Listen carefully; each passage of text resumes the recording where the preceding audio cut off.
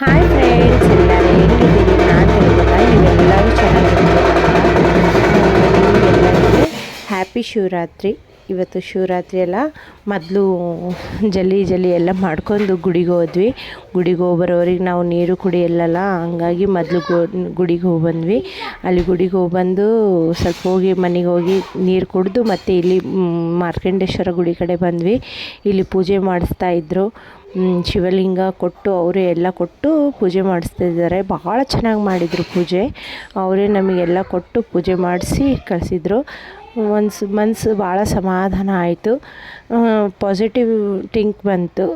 ಭಾಳ ಚೆನ್ನಾಗಿ ಅನಿಸಿತ್ತು. ಆಯಿತಾ, ಮತ್ತು ಸಾಯಂಕಾಲದಿಂದ ಬ್ಲಾಗ್ ನಾನು ಚಾಲೂ ಮಾಡಿದ್ದೀನಿ.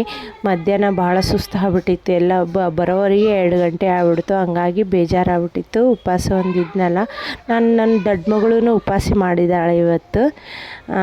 ನಾನು ನನ್ನ ದೊಡ್ಡ ಮಗಳು, ನಮ್ಮ ಮನೆಯವರು ಉಪ್ಪಿಟ್ಟು ಅವಲಕ್ಕಿ ತಿಂತಾರೆ. ಇವತ್ತು ನಾವು ಅನ್ನ ಚಪಾತಿ ಮನೆಗೆ ಏನೂ ಮಾಡಲ್ಲ, ಬರೀ ಇಷ್ಟೇ ಉಪ್ಪಿಟ್ಟು ಅವಲಕ್ಕಿ ಮಾಡ್ತೀನಿ. ಅಂದರೆ ನಾನು ತಿನ್ನಲ್ಲ ರಾತ್ರಿ. ಅದಕ್ಕಾಗಿ ಸಾಬುದಾನ ತಿನ್ಬೋದು ನಾವು ರಾತ್ರಿ, ಈಗ ಉಪವಾಸ ಮಾಡಿಯೋರು.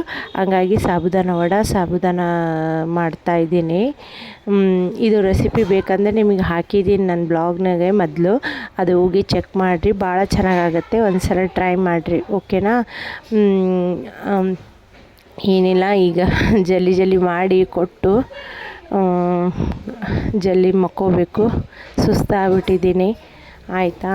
ಮತ್ತು ಫ್ರೆಂಡ್ಸ್, ನನ್ನ ಬ್ಲಾಗ್ ನಿಮಗೆ ಹೆಂಗೆ ಅನಿಸ್ತಾ ಇದೆ? ಲೈಕ್ ಮಾಡಿರಿ, ಒಂದು ಶೇರ್ ಮಾಡಿರಿ. ಆಯಿತಾ? ಸಬ್ಸ್ಕ್ರೈಬ್ ಮಾಡ್ಕೊರಿ.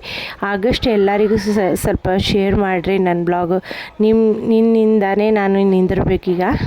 ಪ್ಲೀಸ್ ಸಪೋರ್ಟ್ ಮಾಡಿರಿ ನನಗೆ ಒಂದು. ಆಯಿತಾ? ಇನ್ನು ಮತ್ತೆ ಮುಂದಿನ ಬ್ಲಾಗ್ನಾಗ ಸಿಗ್ತೀನಿ. Bye friends.